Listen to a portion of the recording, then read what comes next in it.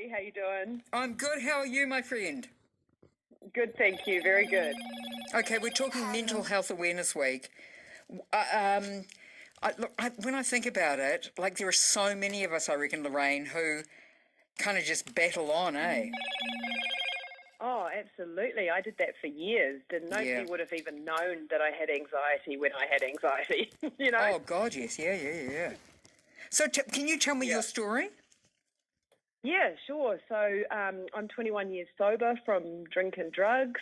And when I got sober, I then started to have severe anxiety attacks, panic Oh, attacks. I wow. would call ambulances. Yeah, I would think I was dying. Felt like my throat was closing. Oh, my gosh. And then I just I remember one time I got checked over by the ambulance, and then I just went into work and acted as if nothing had happened and didn't even tell anyone. Okay, People just wouldn't have sorry, even Lorraine, known. this was post sobriety. So you'd been what Yes. drinking, drugging, or whatever, and then you got Yep. clean. Yep. And then And then I the had, anxiety yes, came and in.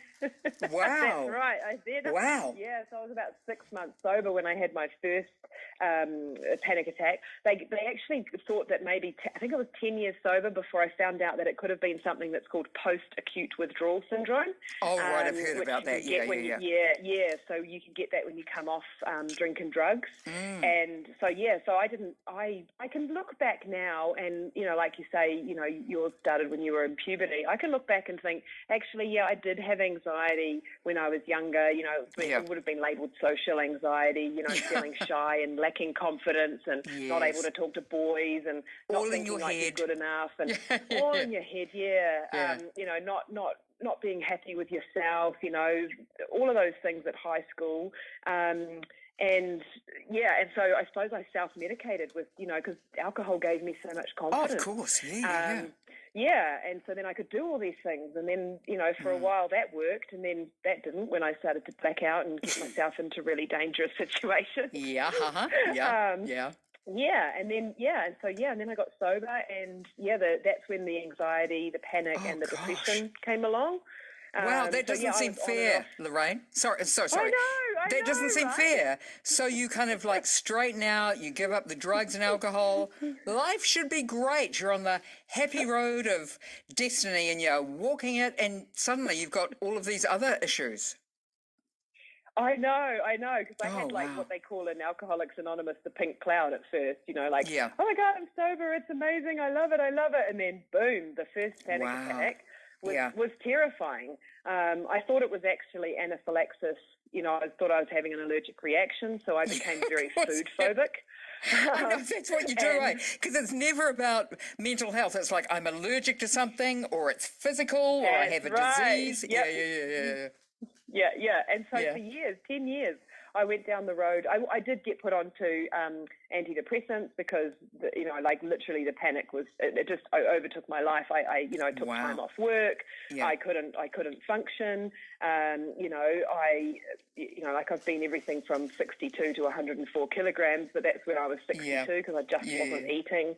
Yep. And, the anxiety was so strong. But I cut foods out of my, I did the avoidance thing because it was like, well, it's this food. And Yeah. but then what happened was I started cutting out food that I'd eaten for years and never had any problem with, Oh my gosh. Yes. Anytime I had any kind of anxiety, it was this. But then what happened was I started to have anxiety and I was like, I haven't eaten anything.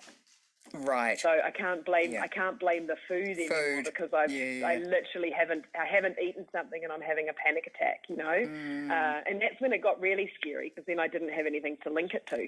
Absolutely. So then it really was all in, it's in my head. There's something wrong with me. Gosh, yeah. And so terrifying. Yeah. I totally understand. How did you get out of that? What happened next? So I've done various things over my time. So, I was in Alcoholics Anonymous. That helped for the alcohol, of course. I'm 21 years sober. That helped. I did the drugs through AA as well. I went to psychologists. I did mindfulness meditation courses. And then I actually came across rapid transformational therapy, which is what I'm actually trained in now. And which is a basis of hypnotherapy. And so, like hypnosis took me back to the root cause and the reason for why I had all this panic. And why was it? And shifted. So one of the things that came up, which was fascinating, is I went to, so there's a technique that you do where you say, I am the part of Lorraine that is the panic. And it said, I'm here to bring you love. And I won't swear on the radio, but I swore in the therapy session. And I was like, what the, because I was like, what do you mean? But then what I learned was that when I was sick as a child, you get a lot of love, you get a lot of attention. Mummy puts you on the couch, tucks you in, here, have some lemonade for a dodgy tummy. So my mind was like, well, look what happens when you have a panic attack. Somebody comes and sits next to you, they put their arm around you, they rub your shoulder, they stroke your hair, they tell you to breathe. I had 3 friends, support ladies on speed dial. So look, you've got these people loving you, supporting you. Yeah. And my mind was like, I'm doing a good thing for you.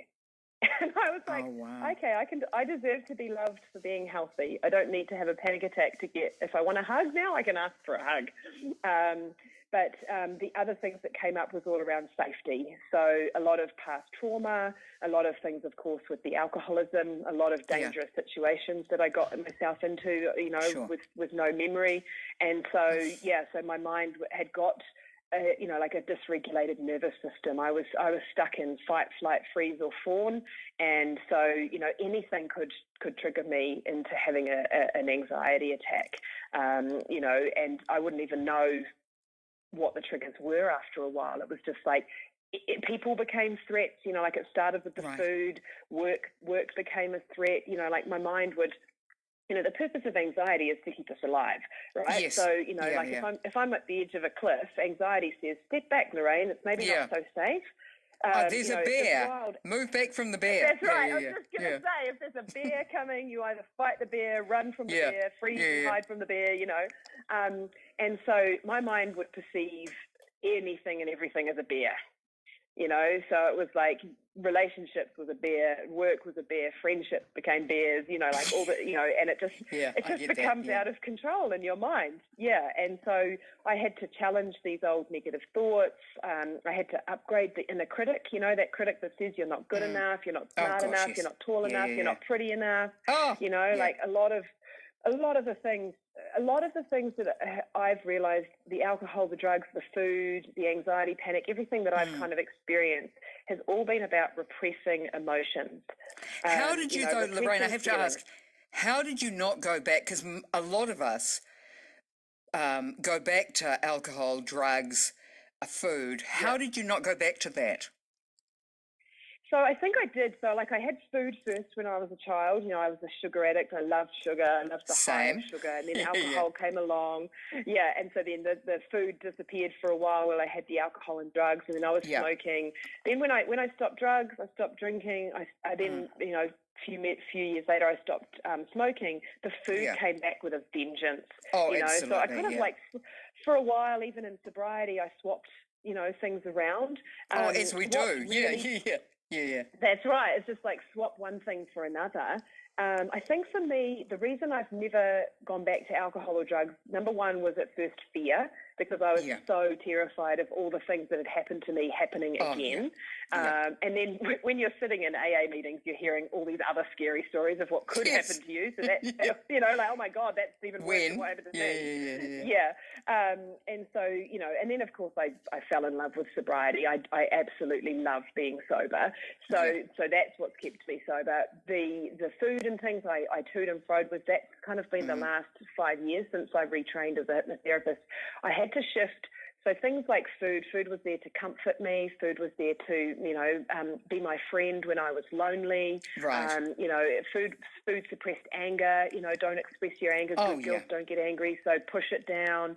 So that's actually probably been the most challenging out of all of them. What about what about sex and love? Because I have friends who are SLA addicts, sex and love addicts. Yes. Did that come into it as well?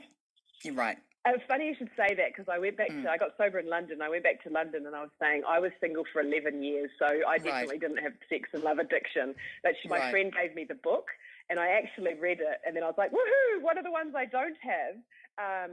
but I was actually what you would term a sexual anorexic. So I just avoided that because of past sexual trauma in my own life, especially around the alcohol and things like that had happened to me. I shut that down. So that really affected my mental health. I was single for 11 years. I'm now 4 years in a loving relationship. I actually help women with sexual blocks now. I actually run an orgasm workshop, which is amazing. I know, because seriously, so just being frank, I see your pictures. I see you're a good-looking woman. So it's not like you were. It's not like you were ever kind of like wanting for that. Like that was available to you.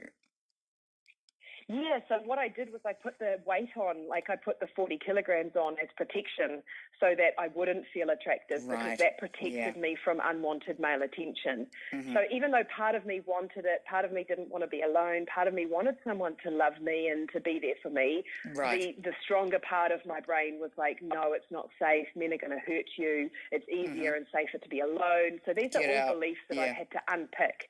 Like the mind's like a computer. Like if you say, I'm always going to be, I'm alone now and I'm always going to be alone, well, then you're programming your computer. So I had that computer program, so I had to deprogram that to be open, to have a loving relationship. And like you said, I do see myself as an attractive woman today, but I never used to. Really? I didn't see that. Yeah, you're hot. Yeah, but I know, like, I get that. Like, I totally understand that. Yeah. That's like, whether it's body dysmorphia, whether, I don't like to label things so much anymore. No. It's like, like so many of us women look in the mirror and see all the things that we don't like about ourselves. And all of that is tied up in the mental health issues as well, like I stand in the mirror and I say, I say to my clients and even to friends, or even how I started was just standing in the mirror and saying, I am enough. Like say it every day. I'm enough. I'm lovable. I'm worthy. I'm looking at a mirror now. It just happens to be one opposite me. Like I am confident. Start saying these things because your mind reacts to the words, even if you don't feel it. Like I stood in the mirror and said, I'm slim, fit, and healthy when I was 94 kilograms. It wasn't true, but I kept saying it. But still, you kept saying it. True. Yeah. Really, really powerful. Clearing the old stuff and then thinking as positively and saying positive things to yourself. Lorraine, how can people contact you or reach out to you? Yeah, so LorraineMaguire.com.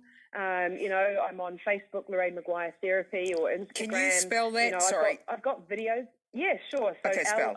LORRAINE. AINE. Maguire. Sorry, so LORRAINE, yep. Yep, Maguire, MAG. Yep. UIRE. Yes. .com. LorraineMaguire.com. And if it's on Instagram or Facebook, it's just Lorraine Maguire Therapy. Lorraine, R. AINE, Maguire, MAGUI. Because we have to, because I'm like normal people. I'm like, how do you spell that? Lorraine Maguire. Yes, Lorraine Maguire, .com, or Lorraine Maguire Therapy on social media. Gosh, I you know what I find really amazing is that you've been through recovery and stayed sober and clean, but still been struggling with mental health. That's a big thing. And we need to address that. That's not always the cure for everything. No, and that's the thing. I've learnt that, AA worked on the alcoholism. I went to Al-Anon for friends and family members of alcoholics for other issues. Then, then it was like, we can't help you with anxiety. You need to go and get specialist support. Absolutely. You need to we are not doctors. Where you need to go. No. We are not doctors.